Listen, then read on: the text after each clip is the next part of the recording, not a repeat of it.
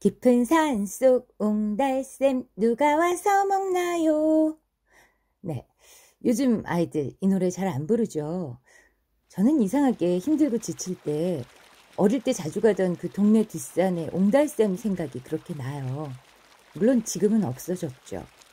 오늘은 저의 그 옹달샘을 향한 그리움에 불을 붙인 책 한 권을 소개할까 합니다. 물의 나라. 매일신문에서 25년, 대구신문 사장으로 3년, 기자로만 30년 가까운 세월을 보내온 전직 언론인 최재왕 씨가 쓴 책입니다. 이분은 1991년 낙동강 페놀 오염 사건을 계기로 우리가 마시는 물에 깊은 관심을 가지게 돼서 30년 가까이 물에 대한 공부를 해왔다네요.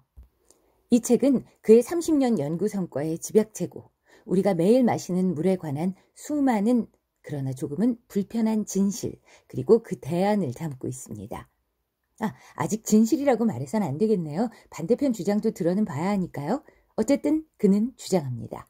역삼투압 방식을 사용한 정수기물은 다 죽어있는 증류수일 뿐이다. 대기업에서 만든 생수일수록 미네랄 함량이 극히 낮은 죽어있는 물이다.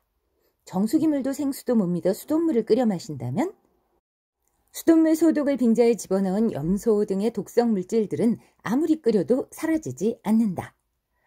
그럼 대체 어떤 물을 마셔야 한단 말일까요? 그는 과학적으로 검증된 수많은 사례를 나열하며 인간이 마셔야 할 물의 조건을 설파합니다.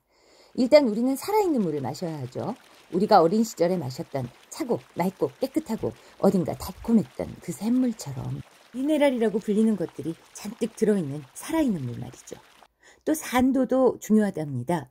몸에 좋은 물은 신비롭게도 우리 몸속 체액과 동일한 pH 7.4 언저리의 약알칼리성 물인데 신기하죠? 전국 유명 약수터 샘물들이 다 딱 그 정도 약알칼리성 물이라는군요.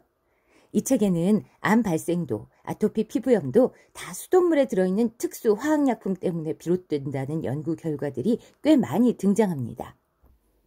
이걸 걸러내겠다고 정수기물을 마시게 되면 몸에 좋은 미네랄까지 몽땅 걸러낸 죽은 물을 먹게 되는 거고요.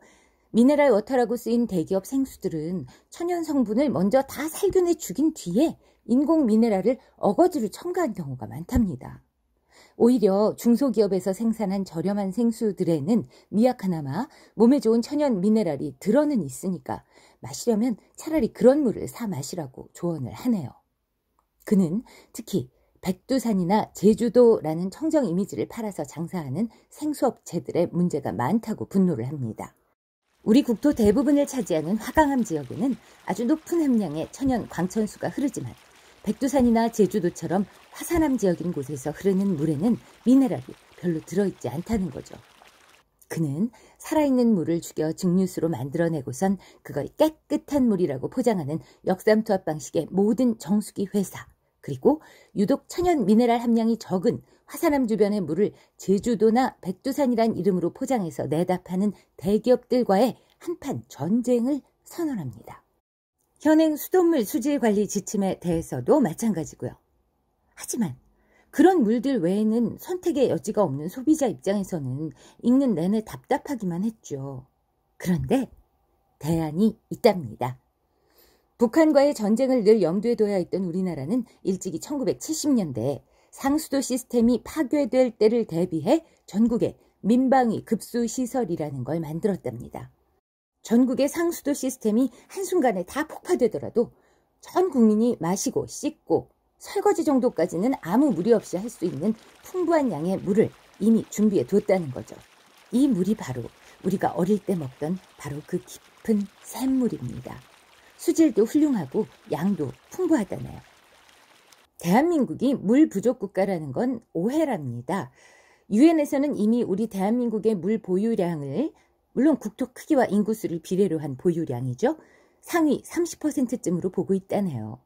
새로 짓는 아파트 단지부터 이중 수도관을 만들어서 기존 상수도관의 수돗물은 씻고 설거지하는 용으로 쓰고 이 급수시설에 천연 광천수를 끌어와서 마시는 물로 쓴다면 온갖 종류의 환경 호르몬과 독성 물질에 쪄들어 있는 우리들 몸에 진짜 생명수를 넣어줄 수 있다는 거죠. 그의 주장이 아직은 그렇게 현실감 있게 다가오진 않지만요. 국민 한 사람 한 사람이 수돗물이나 정수기 회사 또 생수 회사들을 향해 좀 더 날카로운 시선을 보여준다면 그의 꿈처럼 살아있는 물을 우리 모두가 마실 수 있는 날이 분명히 올 거라고 믿습니다.